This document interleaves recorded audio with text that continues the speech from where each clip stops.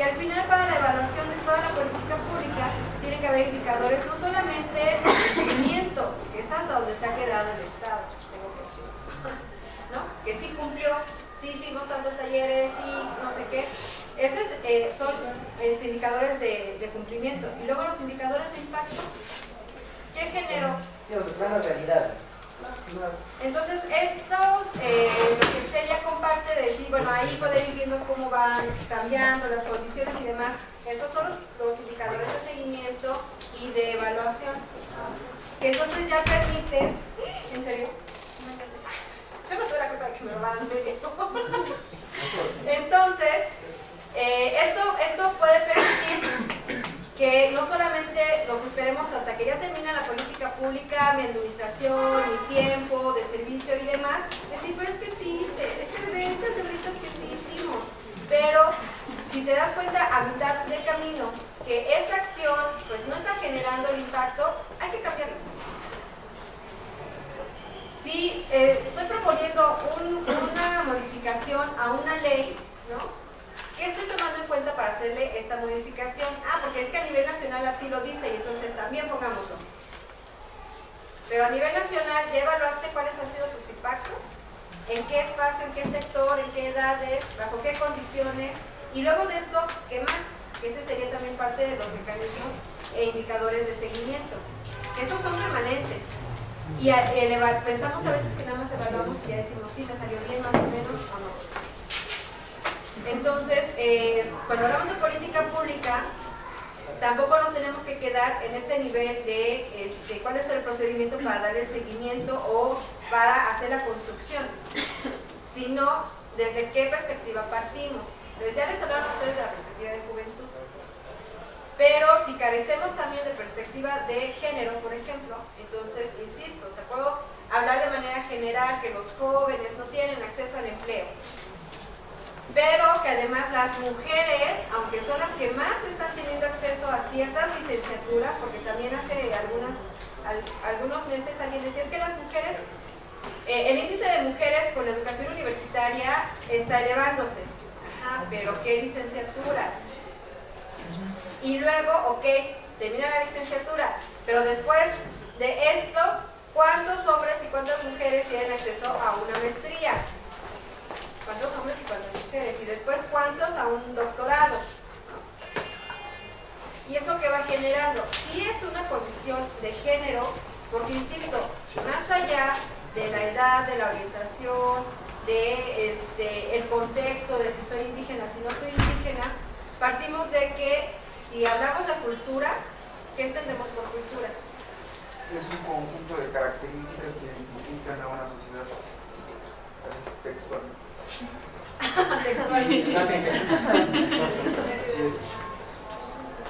Conjunto de características que identifican a un pueblo o a una sociedad. Y entonces cuando hablamos que el machismo es parte de la cultura, es grave cuando decimos que el machismo es cultura, que la trata es cultura. Hace un momento cuando yo pregunté ¿por qué las risas? Dijeron, es que está en nuestra cultura, está en nuestra tradición. Y cuando dije, bueno, no será tradiciones parte... y culturas Lo que pasa es que la cultura tiene creencias, aún así, cuando naturalizamos, que decimos por cultura, los hombres son machistas, por cultura explotamos a las mujeres, por cultura se puede violar a las mujeres que andan fuera de su casa borrachas solas. A eso me refiero. No cuestionamos, algo que sí han venido diciendo es que cuando hablamos de la trata, por ejemplo, o de la violencia sexual, dicen es que ¿por qué agredes la cultura de nuestros pueblos? Y más, ojo, no agredimos la cultura, agredimos estas creencias, estas prácticas que se han arraigado y que hemos mantenido y que hasta cierto punto, si no, yo les decía al inicio, si no cuestionamos de manera crítica, yo reproduzco. Es que hay detalles que también son los costumbres de las comunidades indígenas. Digamos que de ahí se amparan de cierta manera, porque ellos pueden tener un control interno independientemente del sector público. Entonces, es la gran desventaja. Por ejemplo, una tradición en Oaxaca, pues están acostumbrados a llevarse a las niñas de 16, 17 años. se las llevan, les dan un chivo, no sé, no se las llevan. Y eso transgrede sus derechos. Ajá, pero por ejemplo, no es que se cuestione el uso y costumbre. El uso y costumbre es que forman una familia a cierta edad. La práctica, que independientemente de tu cultura o tus usos y costumbres, la práctica es lo que violenta esta cultura o estos usos y costumbres. Cuando decimos, es que hay regiones donde venden a sus mujeres, no las venden. Eso es algo que han sido también bien claras, y me parece importante y necesario que como este ejemplo cuestionemos todo lo demás, ¿no? Desde una mirada interseccional, de género, de juventud, porque si yo digo, es que en esa región venden a sus mujeres, no lo hacen con esta idea de, sí, dame 10 Coca-Colas y demás, ¿no? Porque sí, eso es lo que pasa. Pero no lo están viendo como que yo estoy vendiendo, sino que lo que están viendo es cómo genera condiciones de seguridad para una mujer y condiciones de seguridad para la familia. Sí cuestionamos, obviamente, también la forma en la que se ve a las mujeres, su cuerpo y demás, pero no es que en sí misma el uso y costumbre sea por la intención de violentar, sino cómo se ha hecho, valga la redundancia, cómo se ha hecho uso de estas prácticas. O sea, el tratante sabe bien que si yo llego a una comunidad con 10 hijas y que no tienen dinero, yo les voy a ofrecer una posibilidad de mejorar sus condiciones de vida, de mejorar su dinámica. Y entonces hago uso de esta práctica. Entonces sí, le generas, te voy a dar tales cosas para que tú puedas, y además ella va a ir a trabajar y les va a mandar dinero. Eso es lo que pasa, no las venden. Sí, acá lo voy a... Yo opino que no es cultura, no son actos generacionales, que vamos aprendiendo y entonces es algo repetitivo que vamos haciendo, y si mi papá lo hacía, yo lo aprendí, el sistema me llevó a eso. Pero es algo generacional y no cultura. Okay. Por ejemplo, cuando hacían estas ruedas, la primera era más bien de su identidad personal, que tiene que ver también, pues tenemos cuál es mi identidad asumida y cuál es mi identidad impuesta. Mi identidad asumida es si yo me veo como mujer, heterosexual, luchadora, activista, etc. Pero cuestionemos, por ejemplo, las religiones puede iniciarse como una identidad impuesta, o sea, porque mi familia es católica, entonces pues la he practicado. Pero la misma religión puede ser una identidad asumida porque efectivamente me siento a gusto, pero después de un proceso de crítica, de reflexión y de cuestionamiento. Entonces, estas prácticas, por ejemplo, no solamente partimos de las prácticas violentas, sino de las actitudes. Y las actitudes machistas son las que se han ido reproduciendo desde lo más sutil. Hay cosas que ni siquiera vemos. Entonces decimos, ¿sabes qué es un piropo? No. O sea, puedes pensar que puedo pensar que el compañero es el chavo más guapo, y que, bueno, que un chico que va pasando por allá afuera está bien, bueno, puedo pensarlo. Y que puedo tener, como desde este modelo holónico, desde el erotismo, puedo tener en mi imaginario un encuentro sexual o lo que sea con el chavo. Pero él no me ha dado el permiso de que yo le diga qué quiero hacer, de qué me genera. Yo no se lo he dado. Como mujeres, pensamos que es un favor el que me digan qué guapa estás, qué bellos ojos tienes. No me importa lo más bonito, lo más hermoso que puedas decir un piropo, no te lo estoy pidiendo. Puede ser ofensivo. Puede ser ofensivo, pero aunque sienta yo como mujer que me gusta, pero es transgresor. Lo que sí es que es transgresor, porque pasas mis límites. Entonces, en ese nivel de cuestionamiento tenemos que colocarnos. O sea, no solamente es hacer una propuesta, sino cómo yo estoy sintiendo, cómo yo me siento respecto de la situación, cómo estoy entendiendo esta situación, y si mi respuesta en función de qué va, de que junté a un grupo de jóvenes y les dije, oigan, díganme cuáles son sus problemas, ¿cómo les gustaría que se hiciera? Ah, qué chido, ¿qué tal si hacemos esto y esto y esto más? Va, esto sí, pero esto no, va. Y Y entonces poco a poco, es que eso tendría que ser los procesos de la elaboración de una agenda o de una política pública. No de decir, ya me senté a ver los datos, las estadísticas, de qué hábitos estos y ya hice 2 diagnósticos y demás. Pero ¿qué pregunté? Por ejemplo, en el tema de prevención del embarazo, lo que sí compañeras que se han metido en el tema a nivel nacional sí han sido claras en decir que los diagnósticos que por ejemplo el INEGI hace sí tienen muchos sesgos que responden a una situación machista. Entonces de nada sirve y de nada va a servir. Ya nada más termino. Sí los voy a regañar. Bueno, hablamos de una exclusión sistemática, ¿sale? No hablamos únicamente de esta exclusión por la falta de tolerancia, sino que cuando hablamos de que es sistemática es que es persistente, es que está inmersa en las mismas instituciones, que existe omisión, ¿sale?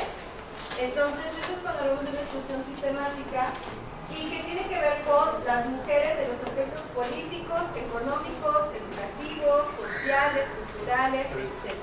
Cuestionémonos cómo las mujeres han estado excluidas de manera permanente en todos estos ámbitos, ¿sale? No solamente es que no tienen acceso al empleo, pero muchas no tuvieron acceso a la educación, pero muchas no tuvieron acceso a la participación política, ni siquiera comunitaria. Entonces es una avalancha de cómo se van sumando. Y si yo únicamente veo este problema, sí les invito a que modifiquemos nuestra estructura mental, psicológica, social, porque se van a quedar muy ambiguas. ¿Sabe qué es lo que pasa? Y compartir, hablamos mucho del techo de cristal. Entonces, por ejemplo, las mujeres que tenemos acceso a la educación y tenemos acceso a maestría, a lo mejor hasta ahí, ¿no? Muy pocas son las que tienen acceso a doctorado. Y esas ya también son otras condiciones diferentes de estas mujeres a las de la mayoría de las mujeres, ¿no? ¿Por qué? Por la situación económica, porque no tienen, a lo mejor por las cuestiones de tiempo, de redes, de apoyo, etc. Entonces, el techo de cristal tiene que ver cuando yo, si soy psicóloga social y demás, hablamos en una institución, ¿no? Que tengo las mismas capacidades que un compañero, pero porque dudo de tus capacidades, mejor le doy el puesto más alto al hombre. Entonces, el techo de cristal lo que hace es que impida el desarrollo profesional de las mujeres, en un desarrollo profesional y académico. Se las puedo dejar, ¿vale? Hablamos del piso pegajoso, que a diferencia de cómo crezco, es cómo me permiten avanzar también personalmente.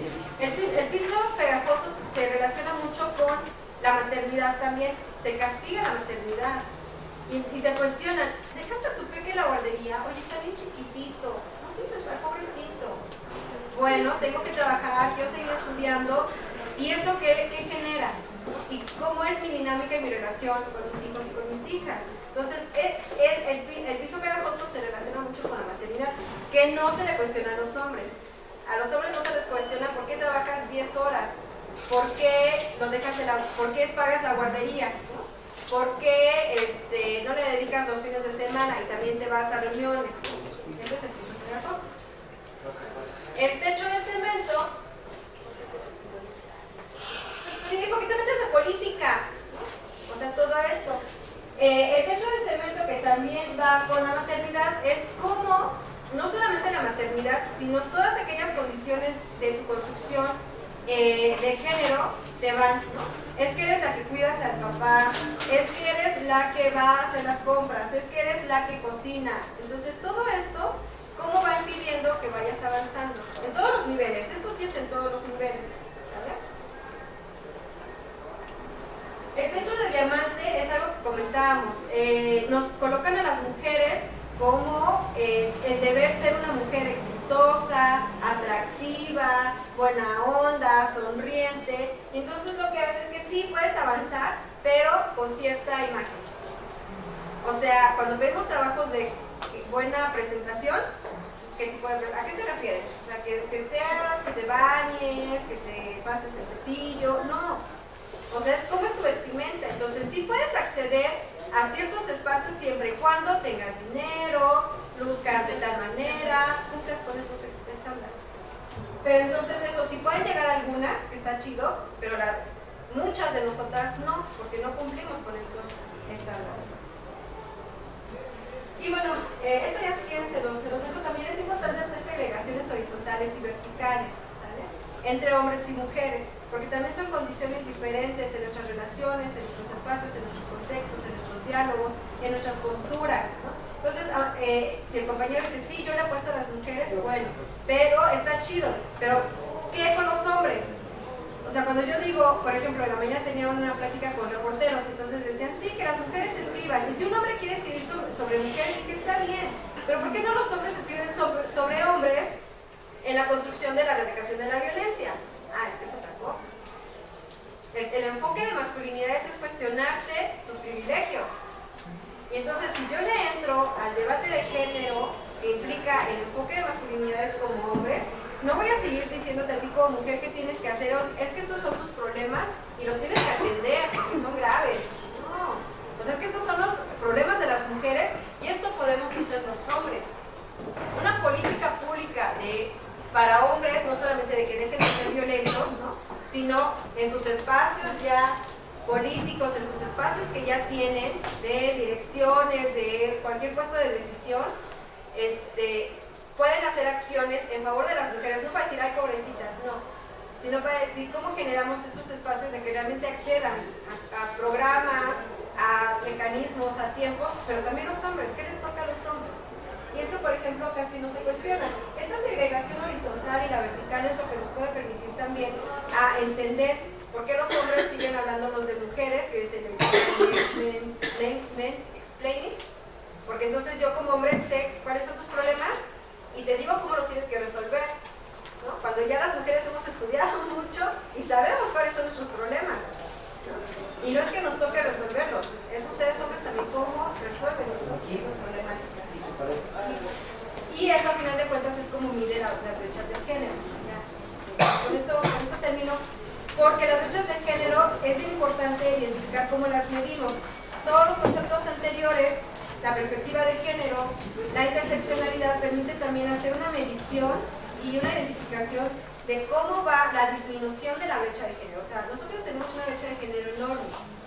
No es que la sigamos construyendo, es que está y se ha mantenido. Más bien tenemos que cuestionarnos qué acciones podemos hacer para disminuir estas brechas de género. No que seamos como los hombres, ¿vale? La equidad sí me parece importante porque pareciera que confundimos los términos. La igualdad son todas estas condiciones que existen entre cualquier persona, ¿vale? Pero la equidad tiene que ver más con los mecanismos que las instituciones hacen para que podamos llegar a la igualdad, ¿saben? O sea, cuando hablamos de equidad son de estos mecanismos, de estas políticas públicas, de esta agenda, de estos modelos, de todo lo que nos toca hacer a quienes están en las instituciones. Esa es la equidad. ¿Cómo genero un presupuesto con perspectiva de género? ¿Cómo genero una política pública desde la perspectiva de género? Para que entonces estas acciones que es la equidad, de cómo reparto de manera equitativa y justa los bienes, las posibilidades, los accesos a todos los espacios, y eso nos lleva a que, digamos, existe igualdad en que yo puedo andar a la 1 de la mañana sin miedo a que un hombre me viole o me mate, porque el hombre leía cuál era su mayor temor cuando las mujeres se reían de él. Perdón, cuando había un grupo de mujeres hablando de él en la noche, decían que se rían de mí. ¿Y cuál es el temor de las mujeres en la noche con un grupo de hombres? Pues que nos violen o nos maten. Eso tendría que llegar a la igualdad. A que yo pueda hacer lo que quiera sin que se me cuestione, sin que se me señale, sin que se me disminuya como mujer, ¿no?, en mi ser persona. Ya son condiciones diferentes. Bueno. Es que mucho, pero les dejo la presentación. Sí, no sé si alguien quiere hacer algún comentario. Ya sé que ya tenemos hambre.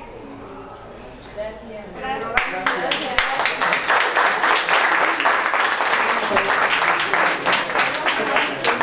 Bueno, Lick, agradecemos en nombre de la diputada Sandra Corona, de la Comisión de Juventud y Deporte, pues tu participación Sabemos que eres una especialista en el tema de derechos de las mujeres, el tema de igualdad de género, y yo creo que fue o ha sido para los jóvenes muy interesante, porque algunos están enfocados en ese tema, ¿no? Que quieren una igualdad o paridad en esta parte para las mujeres, que se reconozcan los derechos de las mujeres, y pues agradecemos tu participación, tu experiencia. Yo creo que es muy importante reconocer a mujeres preparadas como tú, y muchas gracias.